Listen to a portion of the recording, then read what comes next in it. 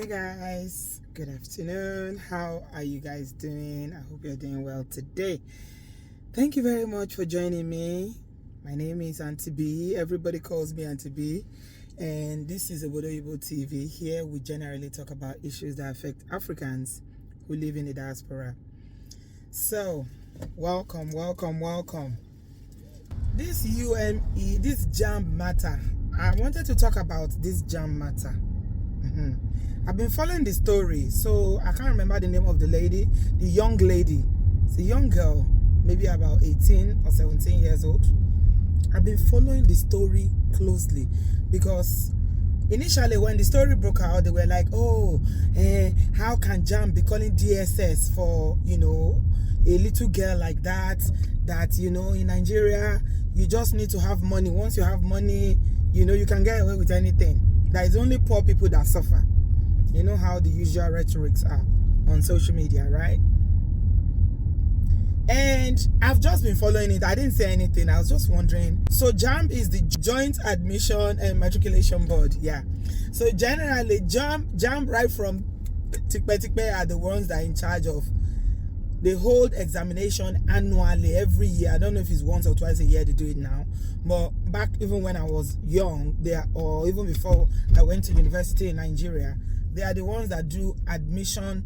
There's an examination you need to write to get into university, higher education. I think it's university only across Nigeria. So JAMB is a government agency.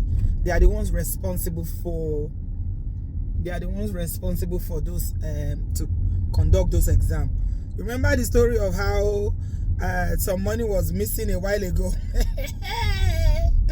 up Niger, and they said that it was a snake that swallowed about how many millions of naira.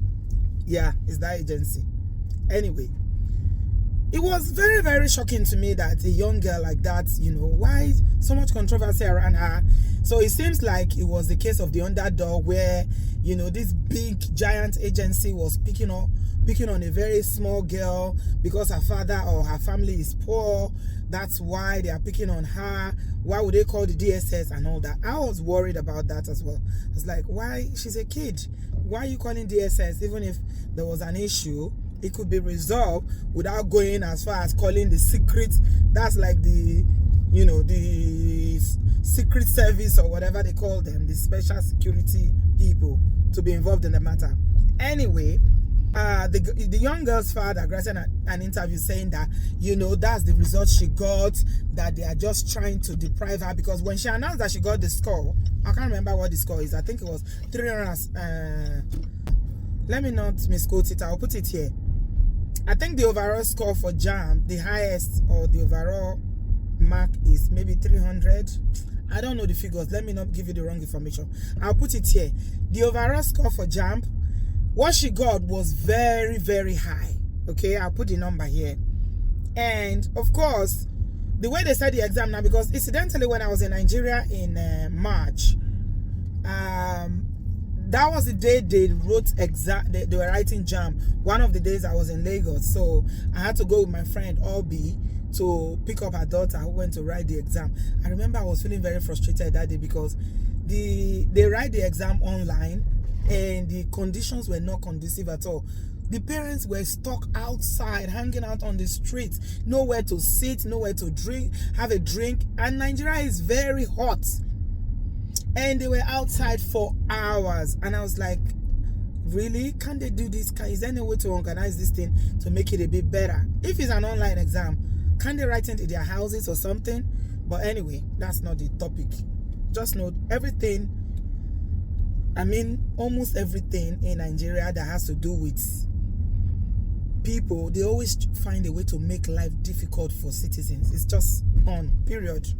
Anyway, so this girl came online and published her results and said she scored this very high mark.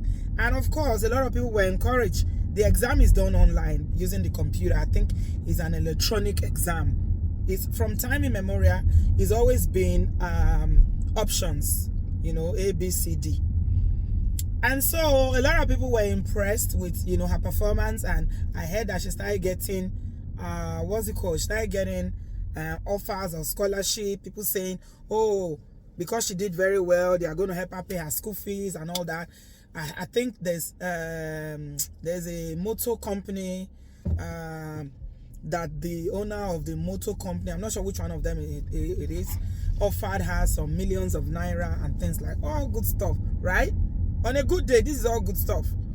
Bright, intelligent young girl who did well for herself in an exam, and you know, she's getting rewarded. Good, really good. But my people, the story is not so straightforward. The next minute, JAMB came out and said that the result is wrong, that what she got is wrong. And then I listened to the spokesman for JAMB. It took a few days before they issued that statement. And Nigerians on social media were criticizing them that why is it taking so long for them to issue a statement about that? You know, already they've involved the DSS and all that. Till now, I don't understand why they did that. To be honest, I don't think, like my children will say, it's not that deep.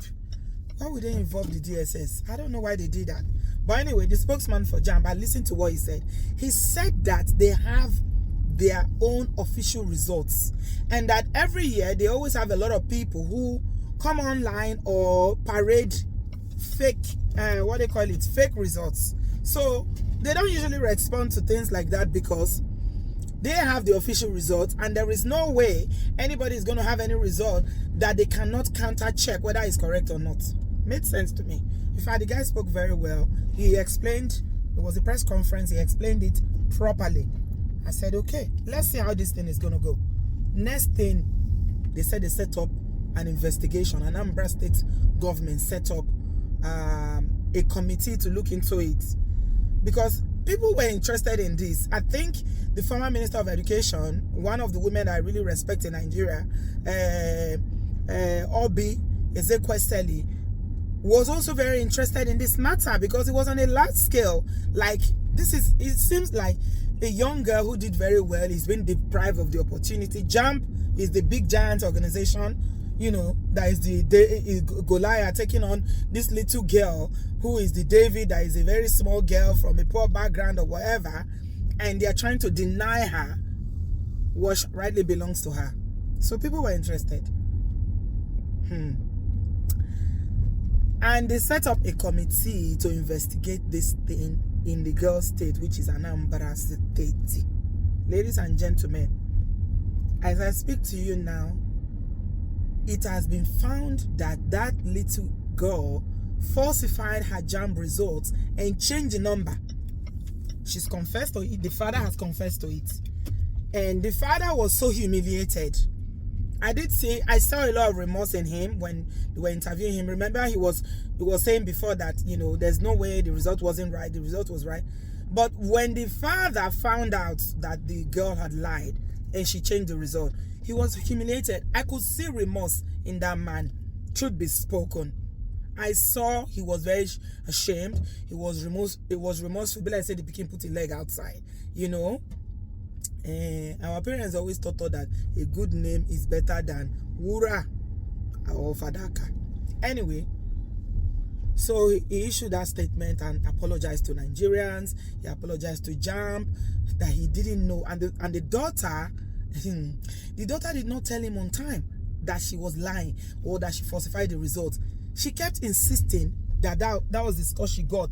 She had the paper and said, this is what I got. This is what I got. Hey, oh no. Hey, these children, they get mind though, my people. This is what I got. Hey, they are trying to change my result. This is what I got. Anyway, Kama Forogo, it came out that is a lie. And I read the statement that was issued by Mrs. Obi Ezekwesili, and she said that she was satisfied with the investigation, and that she was satisfied that you know the girl lied. You know, hopefully it will be a lesson for her to know that honesty is better, instead of lying and trying to manipulate things. Now, I'm not even as concerned about this young girl, even though, it's quite disappointing. But, things happen. Life happens. Children can be mischievous. Sometimes children can do things. Children are not always innocent. But where I'm going to is the fact that the reaction to this matter on social media.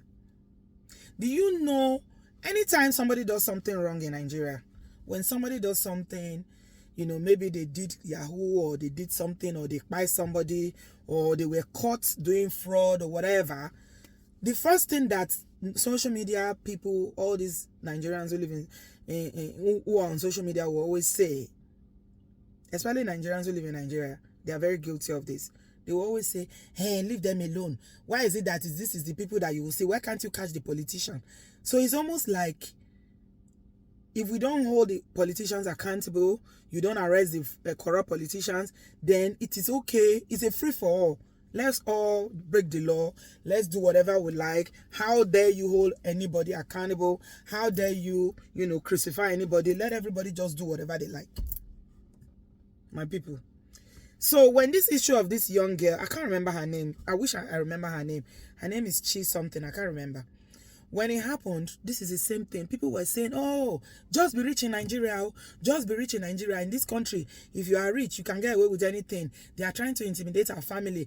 Even till now, that from every indication, it is clear that the reports, the investigation has been done, and this little girl lied, she cheated, and she falsified this result. People are still defending it. In fact, the conspiracy theory now is that, oh, they are just trying to intimidate her. They paid the father to come and confess. The man was obviously very ashamed, because he's come out on social media before saying that he's going to leave everything to God, that he believes that JAMB is being unfair to him and everything. And he had a lot of sympathy. This is the issue. The underdog always has more sympathy. People always think that the underdog is innocent. They're incapable of doing anything. The underdog can sometimes bite.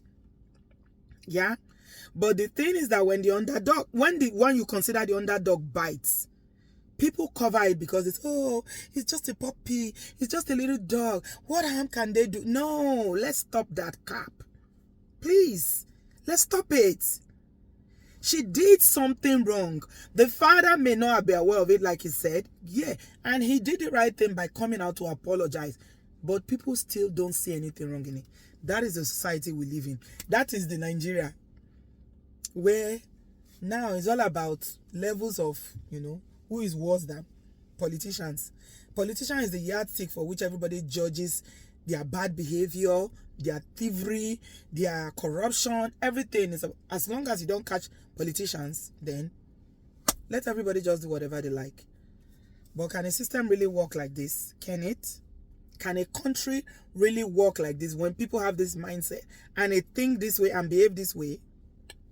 Well, that's a rhetorical question. If you have the answer, please let me know in the comment section. What do you guys think about this issue of this JAMB and this young girl and the JAMB results? Those of you follow the story, the way the thing played out on social media, what are your thoughts about it? I would really, really like to hear, because this matter, I was bamboozled by it. Wow. I'm not saying that, we should crucify her, but it's the reaction, it's the attitude, the culture of accepting anything as standard now that this is where we are now. It's a free for all. Let's everybody be mad. Wow.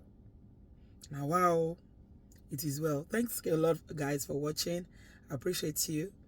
Leave me your thoughts in the comment section. I'll speak to you in my next one. Like, subscribe, and join our family, and I'll see you in my next one. I love you. Bye, guys.